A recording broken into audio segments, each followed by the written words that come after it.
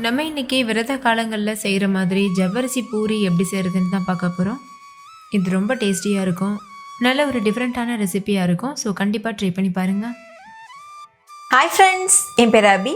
Welcome to Indian recipes Tamil. வீடியோக்குள்ளே போகிறதுக்கு முன்னாடி நம்ம சேனல் இந்தியன் ரெசிபீஸ் தமிழை சப்ஸ்கிரைப் பண்ணிக்கோங்க, கூடவே இருக்க பெல் சிம்பலையும் கிளிக் பண்ணிக்கோங்க.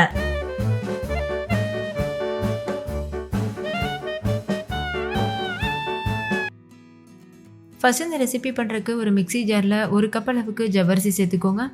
நான் மாவு ஜவ்வரிசி சேர்த்துருக்கேன். இப்போ இதை நைஸாக அரைச்சி எடுத்துக்கோங்க. எந்தளவு முடியுமோ அந்தளவுக்கு நல்லா நைஸாக அரைச்சிக்கணும். அரைச்சிட்டு இந்த மாதிரி ஜலிச்சு எடுத்துக்கோங்க. கொஞ்சம் கூட அதில் குருணை மாதிரியோ கப்பி மாதிரியோ இருக்கக்கூடாது. நல்ல ஃபைன் பவுடராக இருக்கணும். நீங்கள் மாவு ஜலிக்கிற ஜல்லடை வச்சு ஜலிச்சுக்கோங்க. ஜலிச்சதுக்கப்புறமா இது கூட ஒரு கப் அளவுக்கு கோதுமை மாவு சேர்த்துக்கோங்க. கோதுமை மாவுக்கு பதிலாக நீங்கள் மைதா மாவு கூட சேர்த்துக்கலாம். தேவையான அளவு உப்பு சேர்த்து நல்லா மிக்ஸ் பண்ணிடுங்க. ஜவ்வரிசியும் கோதுமை மாவும் சம அளவு தான் எடுக்கணும். இப்போ பாருங்கள், இந்த மாதிரி நல்லா கலந்துக்கோங்க. இப்போ தேவையான அளவு தண்ணி சேர்த்துட்டு சப்பாத்தி மாவு பக்குவத்துக்கு பிசைஞ்சிக்கோங்க. சப்பாத்திக்கு போல் ரொம்ப சாஃப்டாக இருக்கணும்னு கிடையாது, நல்லா ஹார்டாக இருந்தாவே நல்லா தான் இருக்கும். பொதுவாக நம்ம பூரிக்கெலாம் பிசைவோம்ல, அந்த மாதிரி. இப்போ பிசைஞ்சு எடுத்தாச்சு. இப்போ இதில் கொஞ்சமாக எண்ணெய் சேர்த்துட்டு நல்லா மிக்ஸ் பண்ணிக்கோங்க. பாருங்கள், இந்த மாதிரி கை வச்சு அழுத்தம் கொடுத்து பிசைஞ்சிக்கோங்க. அப்போ தான் பூரி நல்லா உப்பி வரும். பூரி நல்லா உப்பி வர்றதுக்கு ரெண்டு டிப்ஸ் தான் இருக்குது. ஜவ்வரிசி மாவு வந்து நல்ல ஃபைன் பவுடராக இருக்கணும், ரொம்ப நைஸாக இருக்கணும், அப்போ தான் உப்பி வரும். அதே மாதிரி மாவு எந்த அளவுக்கு நீங்கள் பிசைகிறீங்களோ அந்தளவுக்கு நல்லா சாஃப்டாகவும் உப்பி வரும். இப்போ பாருங்கள், நல்லா பிசைஞ்சு எடுத்தாச்சு. இப்போ கையில் கொஞ்சமாக மைதா மாவு இல்லைனா கோதுமை மாவு அப்ளை பண்ணிக்கோங்க.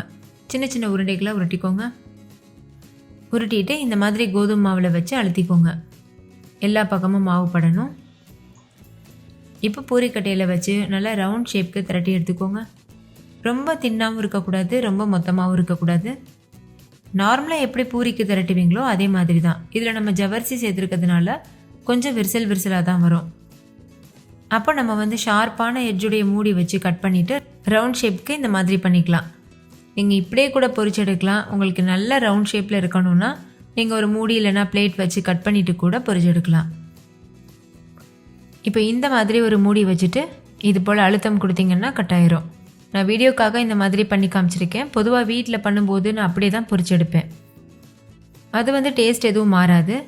இதில் நம்ம ஜவ்வரிசி போட்டிருக்கிறதுனால எவ்வளோ தான் நம்ம ரவுண்ட் ஷேப்க்கு தேய்க்க முயற்சி பண்ணாலும் அது விரிசலாக தான் வரும். பூரி வந்து நீங்கள் நார்மல் பூரிக்கு எப்படி திரட்டுவீங்களோ அந்த மாதிரி கொஞ்சம் மொத்தமாகவே திரட்டிக்கோங்க. ரொம்ப ஒல்லியாக திரட்டிட்டிங்கன்னா கண்டிப்பாக பூரி வந்து உப்பி வராது. ஓகே, இப்போ எண்ணெயை நல்லா சூடுபடுத்திடுங்க. நல்லா சூடானதுக்கப்புறமா நம்ம செஞ்சு வச்சுருக்க பூரியை உள்ளே சேர்த்துட்டு ஒரு கரண்டி வச்சு இந்த மாதிரி அமர்த்தி விடுங்க. அப்போ பூரி நல்லா உப்பி வரும். ரெண்டு பக்கம் திருப்பி விட்டு நார்மலாக நம்ம எப்போதும் பூரி செய்வோம்ல அந்த மாதிரி செஞ்சு எடுத்துக்கோங்க. நீங்களே பாருங்கள் எவ்வளோ உப்பி வருது. ஆனால் இதோட கலர் வந்து அந்தளவுக்கு ஒரு கோல்டன் ப்ரௌன் கலர் வராது. ஏன்னா நம்ம இதில் ஜவ்வரிசி போட்டிருக்கனால கொஞ்சம் ஒயிட் கலரில் தான் இருக்கும். டேஸ்ட் ரொம்பவே சூப்பராக இருக்கும். நல்ல கிறிஸ்பியாகவும் உள்ள நல்லா சாஃப்டாகவும் இருக்கும். நம்ம சோளா பூரிலாம் சாப்பிடுவோம்ல, கிட்டத்தட்ட அந்த ருசியில் இருக்கும். இதே போல் மீதி இருக்க எல்லா மாவுலையும் நம்ம பூரி செஞ்சிடலாம். நான் ஏற்கனவே சொன்னது போல் இப்போ நான் செஞ்சுருக்க பூரி வந்து நான் கட் பண்ணலை. அந்த எட்ஜஸ்லாம் வந்து ஒரு மாதிரி கோணையாக தான் இருக்குது. நான் அப்படியே தான் பொரிக்கிறேன். நீங்களே பாருங்கள் எவ்வளோ பெர்ஃபெக்டாக வருது. அதே போல் டேஸ்ட்டும் மாற போகிறதில்ல. ஸோ உங்களுடைய கன்வீனியன்ட்டுக்கு தகுந்த மாதிரி நீங்கள் எப்படி வேணாலும் செஞ்சுக்கலாம். இது கூட வச்சு சாப்பிட்றதுக்கு சன்னா மசாலா ரொம்பவே பக்காவான காம்பினேஷனாக இருக்கும். அதே போல் பூரி கிழங்கு வச்சும் சாப்பிட்லாம், ரொம்பவே டேஸ்டியாக இருக்கும். சன்னா மசாலா, பூரி கிழங்கு, அதுக்கப்புறமா வெஜிடபிள் குருமா, இந்த மாதிரி நிறைய வெரைட்டியான சைட் டிஷ் ரெசிபீஸ் நம்ம சேனலில் இருக்குது. நீங்கள் செக் பண்ணி பாருங்கள், உங்களுக்கு ரொம்பவே பிடிக்கும். ஓகே, இந்த வீடியோ உங்கள் எல்லாருக்கும் ரொம்ப பிடிச்சிருக்கும்னு நம்புகிறேன். பிடிச்சிருந்தா லைக் பண்ணுங்கள், உங்கள் ஃப்ரெண்ட்ஸ் கூட ஷேர் பண்ணுங்கள். நீங்களும் வீட்டில் செஞ்சு பார்த்துட்டு டேஸ்ட் எப்படி இருந்ததுன்னு கமெண்ட்டில் சொல்லுங்கள். Thank you, bye bye.